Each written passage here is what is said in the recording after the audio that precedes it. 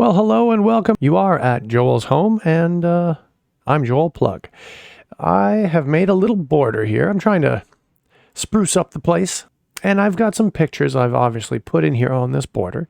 The word at Joel's home I've pulled up here on the drawing program, and I've done a little work on it because I want to change it. And this is kind of interesting because OBS, which is the program I use to show this, it updates simultaneously. So if I update this live, it should actually change the border. So let's see. First off, I drew a framework around this. Boom. Going to make it look like a cloud. Well, I had filled in the white around it here. Bing, there it is.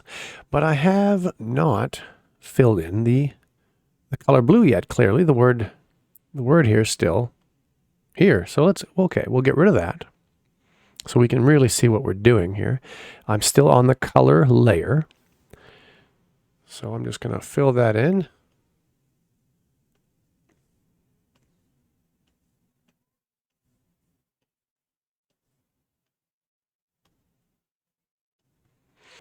I have also added some shadow,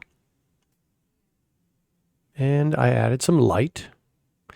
Now, I couldn't use white because I was using clouds, so I added yellow instead, kind of that golden sun-kissed look. And now, if I remove the wireframe, you'll see that the black doesn't show, but the yellow, you can see where it goes over the line.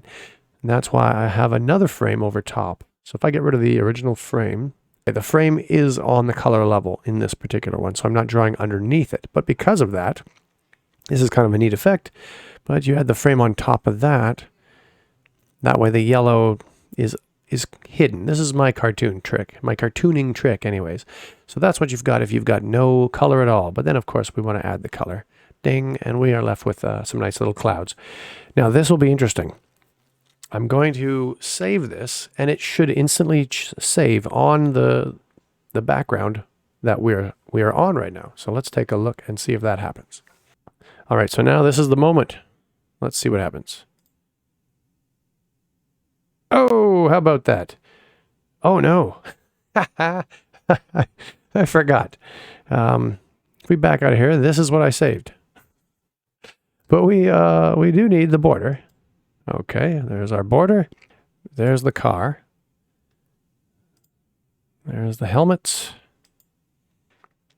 And I'll probably want to do more clouds in the future. Maybe put a sun in there. I've got some ideas. Let's get this back to what it was. Dun, da, da, da. Boom. There we go. So the border's back. Success.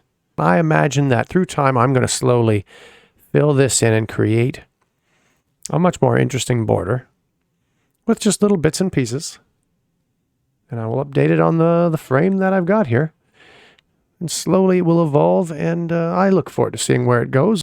You know, adding shade and sunlight. If we go down to our little F1 car here, there's some great examples of the shadow and the lighting, and it really brings us together. I even threw this little fella here right onto the car, and I did once make a moose that looks like. Let's see if we can zoom in here. Well, it's a blurry version because it's very small, but yeah, this is a moose that looks like an imperial walker. There's my canoe. Got some dice. There's the helmet that looks like Joel's cartoon face on it. There's Lana. Sliding over here. Let's zoom out a little bit. There's those helmets. I took some F1 helmets, and I thought, well, what would happen if I was an F1 driver? What would my image be? And I mean, this would probably be transparent. They don't put graphics on the lens, but hey, I'm not going that fast. I'm not driving around at 300 kilometers an hour. If I was an F1 driver, I would do that cartoon beard around the helmet. So straight on, it would be like that. And other than that, hey, put lots of graphics on it as you want. But there would be the beard. That would be Joel. If I was an F1 driver, I would have that beard on my helmet. And I think that would be iconic and hilarious to see flying around the circuit everywhere I went. Yeah, they probably wouldn't let me have this part on here. And they certainly wouldn't let me have this part on here. But I could still have the cartoon around it. That would imply my face. And then we badge it up with graphics. Yeah, so that's what I would do. But again, look at the shading, right? I put light on this. I've got shadow on here.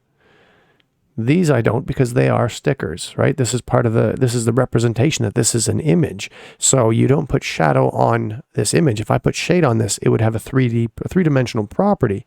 So you've got to kind of think of what you're doing. There's a little bit of shadow here because there's the ridge of the visor, and there's shade underneath here, of course, because that's the bottom of your helmet, and you want to imply that it's going under. It's not just, otherwise, what is this? If you don't have any shadow on this, it's not going under. It's just like a flat wall. And it's like subconsciously we know this, even if we don't know it. Even a baby would know when they look at this. They would recognize something's going under because it has shadow. We understand naturally light and light effects. And so that's why you can make simple drawings really pop with a little bit of shade and a little bit of sunlight. So that's what I have to say today in my quick little image, and I'm looking forward to the evolution of this frame as time goes on. Thanks for popping in and giving this a watch. Feel free to like and subscribe. You're always welcome back. Have yourself a great day, and I'll see you in the next one.